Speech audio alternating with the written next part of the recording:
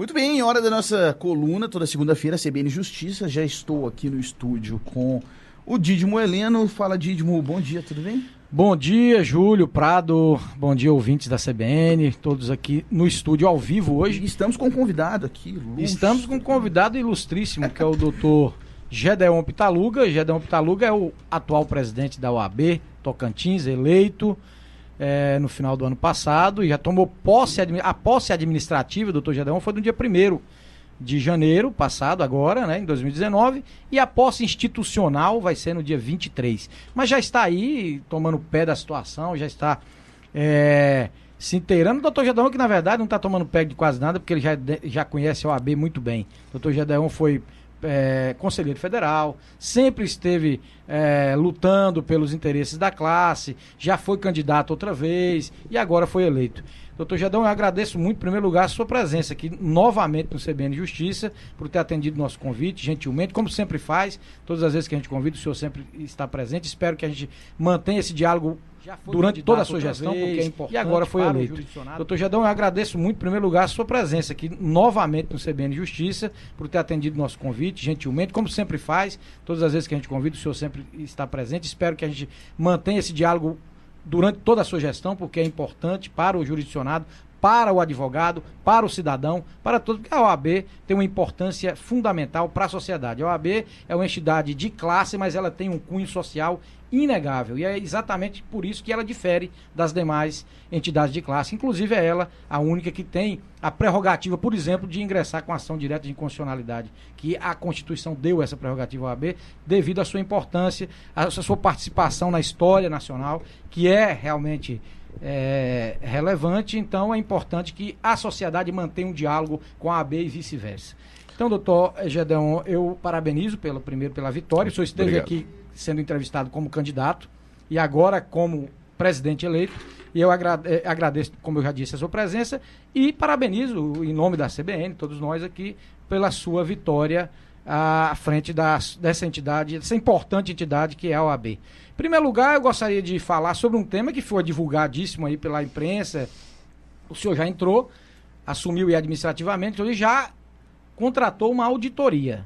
Contratou uma auditoria que normalmente esses atos são até comuns de quem ingressa e que chega ali para cuidar de uma entidade como a OAB. Então o senhor já pediu uma auditoria, inclusive o ex-presidente Dr. Walter reagiu a isso, dizendo que achou ruim porque o senhor divulgou que teria contratado antes de um resultado, ele disse isso, né? Falou para a imprensa e tal. Mas o senhor contratou, e qual foi a razão disso? Assim, tem uma razão específica para a auditoria ou foi apenas para ter uma visão geral das contas da OAB? Bom dia, Júlio. Bom dia, doutor. Bom dia, meu grande amigo e irmão Dídimo. Bom dia, ouvintes da CBN Justiça. É um grande prazer estar aqui, né, conversando sobre advocacia, e um grande desafio presidir a OAB Seccional Tocantins num momento tão importante para a advocacia, né? A gente reputa que é um momento histórico e decisivo, né, de valorização do advogado no país e também no Tocantins. Ou a Ordem dos Advogados do Brasil se posiciona em defesa da advocacia de uma forma clara, de uma forma efetiva, considerando a Ordem dos Advogados importante e essencial dentro do sistema judicial e para o Estado Democrático de Direito, ou realmente a advocacia acaba se fragilizando e o próprio Estado Democrático de Direito e a cidadania sendo relativizado. E nesse compromisso é que a gente assumiu essa gestão nesse próximo triênio, né? De uma forma, de um compromisso de ter posição clara, efetiva, corajosa e independente em defesa da advocacia. Quanto à auditoria, doutor Dídimo, na verdade, a Ordem dos Advogados do Brasil, ela tem por princípio, e tem que ter como princípio, a transparência. Dentro desse contexto de transparência, o que nos motivou, na verdade, não foi uma contratação de uma auditoria, foi uma solicitação de uma auditoria da OAB Nacional. Então, não é uma auditoria... não é externa. Não é auditoria externa, né? Porque nós temos um compromisso de preservação institucional e isso é muito caro para todos nós. É uma auditoria que vai ser realizada pelo próprio Conselho Federal. Pelo Conselho Federal. Vai vir o auditor do Conselho Federal da Ordem, ele já foi solicitado, né? Isso embora lá também esteja no processo eleitoral de transição, mas logo que for possível vai estar se deslocando para cá um auditor da OAB Nacional para nos ajudar a entender melhor a situação financeira e estrutural da seccional Tocantins. E a motivação se deu por contradições. Nós tivemos um período de transição. Nessa transição foi nos dado algumas informações financeiras, especificamente financeiras, e depois, quando assumimos administrativamente em janeiro, nós tivemos muita dificuldade de confirmar essas informações que nos foram passadas durante o período da transição. Em razão dessas dificuldades, até para a gente não ter ali não passarmos pelo hábito de reavaliar atos administrativos da gestão anterior de uma forma precipitada, solicitamos uma auditoria da OAB Nacional. A OAB Nacional de pronto se colocou à disposição. Essa auditoria contribuirá muito para a nossa gestão e o planejamento dessa gestão para o próximo triênio. Eu, doutor Gedeon, fiquei até interessado no assunto que todos os advogados ficaram, porque a informação que sempre teve aí é que a OAB tinha deixado as contas todas em dia. Isso foi uma divulgação da própria gestão anterior, falando que não, que encontrou a advocacia com muitas dívidas, foram sanadas essas dívidas e que entregou com... E aí o senhor deu uma declaração dizendo que não tinha dinheiro para pagar as contas de janeiro. Não tem. Então isso é uma contradição muito grande. É. Se tinha dinheiro, se deixou tudo sanado, e não tem dinheiro para pagar as contas de janeiro, como é isso? Eu reputo a isso, eu tento avaliar dentro de um contexto institucional muito amadurecido, né? A gestão anterior fez um planejamento financeiro que, pelo que a gente viu, ultrapassou o período de 3 anos. Então, ele fez um planejamento financeiro a longo prazo e passando por esse período de sucessão. E dentro desse planejamento financeiro, estava certo da possibilidade de uma aprovação de uma solicitação de um empréstimo numa instituição financeira de cooperativa de crédito, que daria essa condição de eles aplicarem esse planejamento financeiro ao longo do triênio, caso fossem reeleitos, né? Ou Só que fizesse houve a sucessão. Só que houve a eleição e na eleição... Eles talvez contassem com a eleição de o candidato da situação. Provavelmente, talvez tivessem essa avaliação. E nesse novo contexto da nossa gestão, nós não ficamos confortáveis com a situação de um empréstimo numa instituição de crédito, ainda mais, segundo informações que nos foram passadas pela instituição, dando garantias reais da instituição, né? Tínhamos 2, 3 dias de assunção do cargo, não nos sentiríamos à vontade de fazer um empréstimo para poder custear despesas aí da instituição já no início. Acreditamos que o planejamento financeiro ele tem que ser com o pé no chão, em cima do que realmente a gente tem, sem ter necessidade de solicitarmos empréstimo para a instituição financeira. Essa é uma avaliação dessa gestão, não faço um juízo de valor sobre esse planejamento financeiro da gestão anterior, mas que a gente não concorda em fazer esse empréstimo para sanar despesas dos meses de janeiro e fevereiro, sobretudo. Na sua campanha, o senhor falou sobre a isenção, né, daquela taxa dos advogados, é uma mensalidade? Anuidade. Anuidade, né? E como é que está isso? Na verdade, não é uma isenção, porque no período eleitoral as informações às vezes ficam um pouco deturpadas, né? Principalmente porque há uma chamado de anuidade zero. Isso, é um programa de anuidade zero. Um programa de anuidade zero é um programa de fidelização, onde as empresas aderem ao programa. Sim. E aí você adquire produtos dessas empresas e esse crédito, uma parte dessa taxa de administração é revertido para a ordem para custear ou para descontar os valores de anuidade dos associados. Não é uma inovação, como eu disse no Tocantins, é um programa que já roda no sistema OAB já há algum tempo. Mato Grosso do Sul já tem isso já há algum tempo, num formato de aplicativo mais virtual. Nós já temos a OAB do Piauí, nós estamos, agora mesmo antes de vir para cá, por coincidência, eu estava falando com o presidente da Caixa do Mato Grosso do Sul e o presidente da OAB do Mato Grosso do Sul, o presidente Mansur, e a gente conversando sobre como roda o regulamento lá. Nós já falamos com a OAB Piauí, também temos uma opção, um plano também local dentro do que está sendo discutido no próprio Sistema S, dentro de uma ênfase para as contribuições sindicais. Mas a gente tem essas 3 opções, a diretoria está avaliando qual delas é melhor para a nossa situação local. Vamos apresentar essas 3 opções para o Conselho Estadual, que, por força do Regulamento Geral, se reúne de fevereiro a dezembro.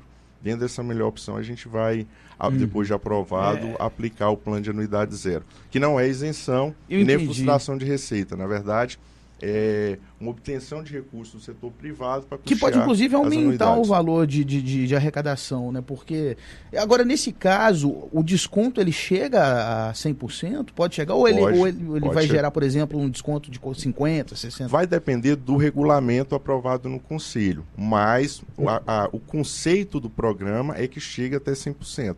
Eu tenho muito cuidado em relação a isso, porque, às vezes, a gente não lembra que a Ordem dos Advogados ela é administrada pelo Conselho. Nós somos a diretoria que, na verdade, dirige a instituição.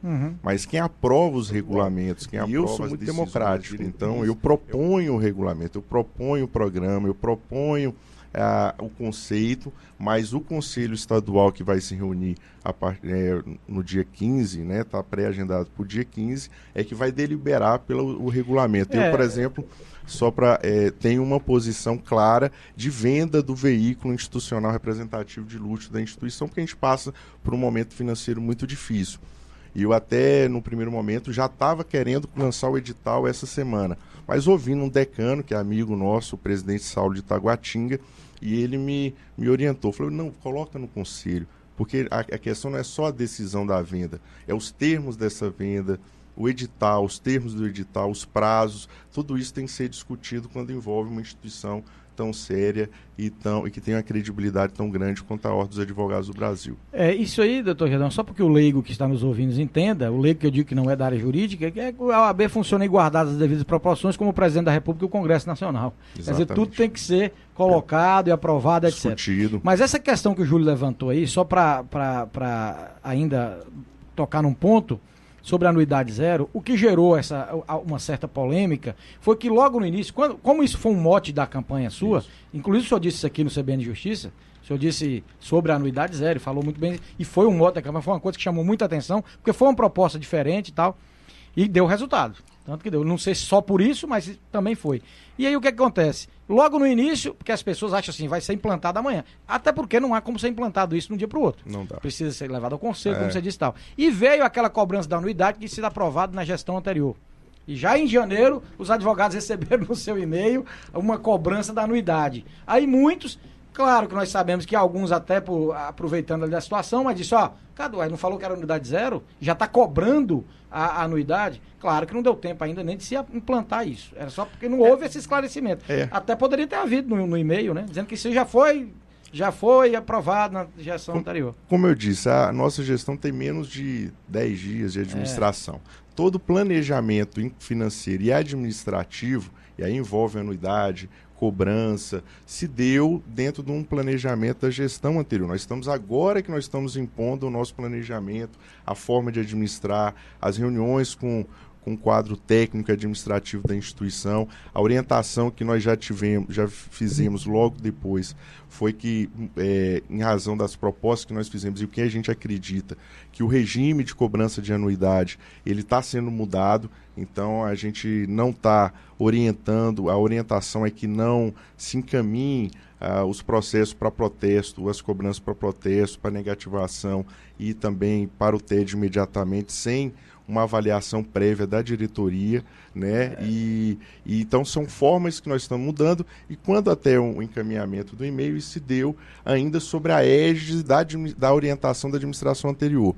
Mas logo em seguida nós encaminhamos um e-mail esclarecendo e fazendo uma orientação diversa. Tudo é uma fase de transição e é normal. Eu reputo isso normal. Um período de 9 dias que tem um planejamento que foi apresentado para o quadro e para a instituição para os próximos 3 anos e está sendo agora revisado e reavaliado aí de uma forma muito transparente, muito madura. Há um pedido aí também dos advogados para que fosse transferido para março a cobrança da anuidade, para começar a pagar ou à vista ou parcelado. Existem algumas opções.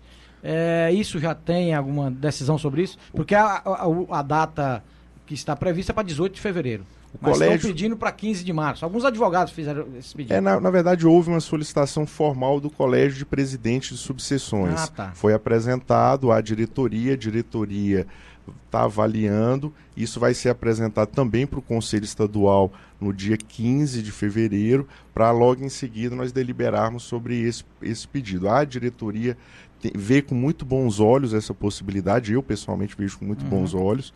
Além disso, estive conversando com o diretor tesoureiro, doutor Edivarzio Vinhal.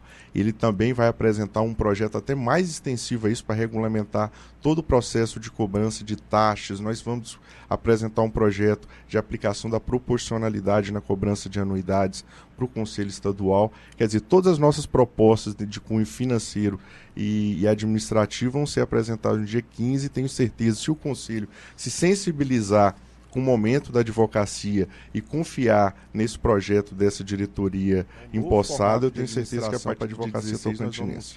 Doutor Gedeon, uma outra questão que está aí muito recente, em relação às prerrogativas dos advogados. Esse é um tema diário.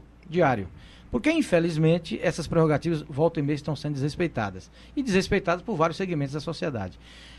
Agora, semana passada, nós tivemos um problema de alguns advogados com delegados de polícia.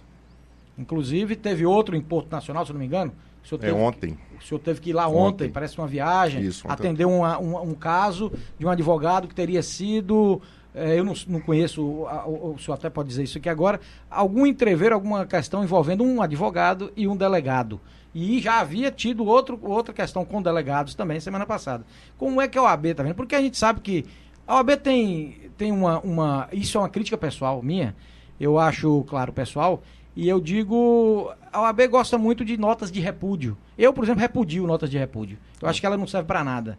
E mais desagravos. Tudo é desagravo. Vamos desagravar o advogado. Não tem efeito prático nenhum. Isso é apenas para efeito prático para dentro da instituição ou para o próprio desagravado que vai ficar ali satisfeito. Mas do ponto de vista prático, muitas vezes você tem as corregedorias para tomar medidas dos próprios órgãos, judiciário, Ministério Público, CNJ, ações judiciais, que muitas vezes são cabíveis. Então, eu acho que isso seria muito mais, teria um efeito prático muito maior.